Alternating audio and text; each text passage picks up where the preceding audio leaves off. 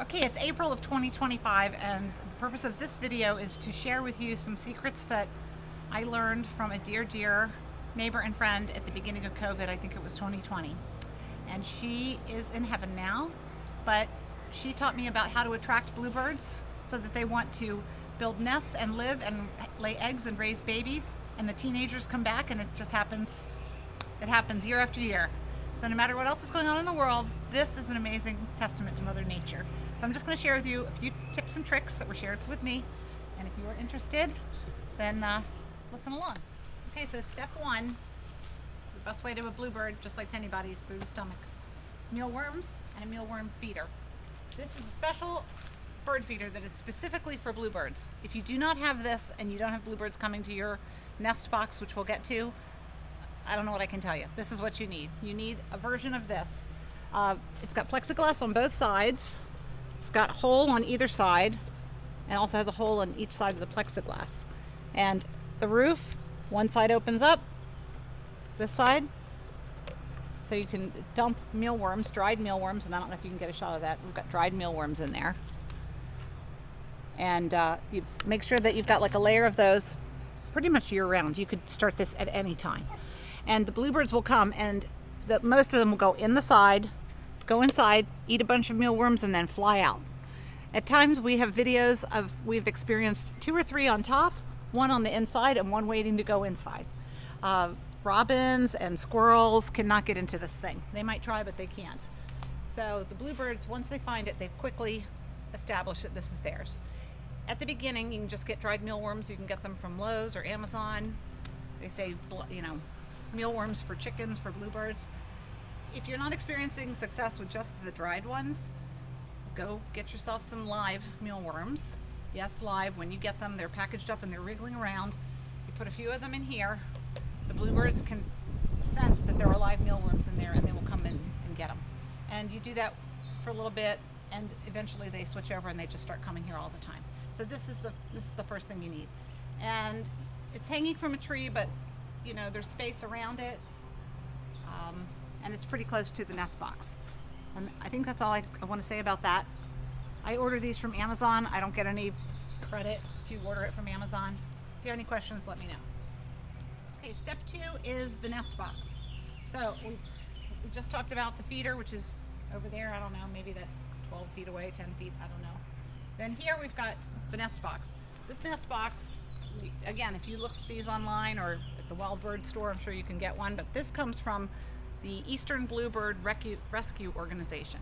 If you Google Bluebird Rescue nest box or bluebird house, it's out of Warrenton, North Carolina. There's a group of volunteers that work on these, and they make them from scratch. If you live in Warrenton, North Carolina, you can just go there and get one for $12. If you don't live there, you can send them a check. I think it's $30, $32, and all the information is on the internet, and they'll send this to you. So we've had this box for more than 3 or 4 years, I think, and the key is it's got this nail on the side and this front door that you can open up. And if you open this up, you'll see we have a nest. This nest was built about a week ago. And are you going to show the inside? Inside we've got 2 eggs as of today. Today is Saturday, April the 12th. We have 2 eggs. The mama will lay 1 egg a day when she starts.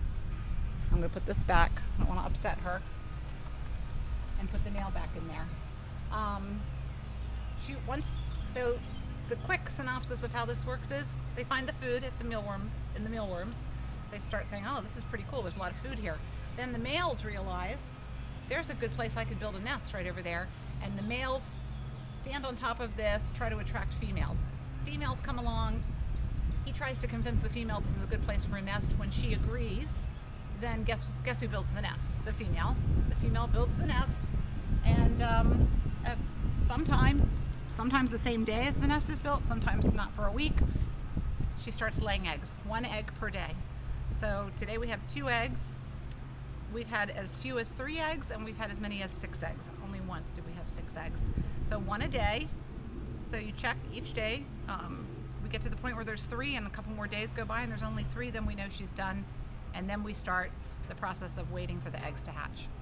I think at this point, my husband wants to tell you a little bit about getting this thing into the ground because that's his department. So I'm gonna let him take it away. So the bluebird house I mount to conduit, and this comes from the home improvement stores, Home Depot, Lowe's, in the electrical section. So just I think that's a 5-foot piece of conduit, and I screw, these are roofing screws that are used to attach metal roofs, and I just drill a hole a little smaller than the screw in the conduit, and then screw right into the 1-inch. These houses from the Eastern Bluebird Rescue Group come with, this is an actual 1-inch wide back board. It's not 3/4 inch, so you got a lot of meat to screw into. So I just run 2 screws into the back, and then the next component is this baffle. And I just made this out of stovepipe. Again, you get this from your home improvement store. It's this happens to be a 6-inch, and we don't have any giant snakes around here, so 6 inches is good for us. You can go to 8-inch if you think you have a lot of big predators. 8-inch might be better. I've used both. And why do I need one of those, Glenn? It's kind of ugly. Yeah, it keeps the snakes, especially the snakes, away. We've had snakes. We tried without a baffle when we first started out, and we had a nest get cleaned out of multiple eggs, 2 or 3 eggs. It was very upsetting. One day there were 3 eggs, and the next day there were none. Had to be a snake because there was no shells left behind. The nest wasn't disturbed, just totally cleaned out. So this comes in 2 pieces. Again, it's a 6-inch piece that is flat when you buy it, and then you just roll it together, and there's a little seam and a hook that fits together. So make sure you wear gloves when you do this because it's super sharp. Ooh. Once you get this popped together, then this cap, 6-inch cap, also from Lowe's, Home Depot, you get it in the section where they sell stovepipe. You put the cap on. I rivet the cap to the stovepipe just so it doesn't pop off, because it, if you drop it down on the nail that's holding this on, the cap can pop off. So I use the same screw as I have in here, drill the same hole through, and then the screw is just through here underneath this stovepipe. And this just sits on top of it. And you want it loose, you want it banging around. Discourage any varmints from coming in. Right. Yeah. And I found, we tried a sturdier pole, like a 2-inch pole in the past, and we really didn't attract the bluebirds that we did with this. I think the bluebirds seem to like this movement. Certainly if they're inside, they can tell if there's a predator messing with the box. Put it on a 2-inch pole in the past and only had 1 nest that year in that box. Generally with this setup, we get 3 nests per year. Yeah. 3 nests and 3 sets of bluebirds. So this is the preferred setup, and then I don't want to disturb it too much because there's 2 eggs in it, but this just sits down on top of a piece of rebar. I think it's a 4-foot rebar that's 3 or 2.5 feet in the ground, and again, it doesn't have to be, this is kind of floats around in the wind, but the bluebirds seem to like it because every year with this setup we get generally 3 sets of new babies. Bluebirds. Yep.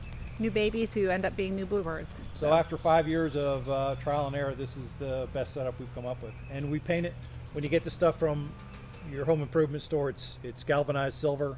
So this is the first year I painted it black, basically just to, I think it looks fit better. in with the neighborhood. Yeah. Yeah. So Okay. yeah, that's all there is to it. All right. Good to go.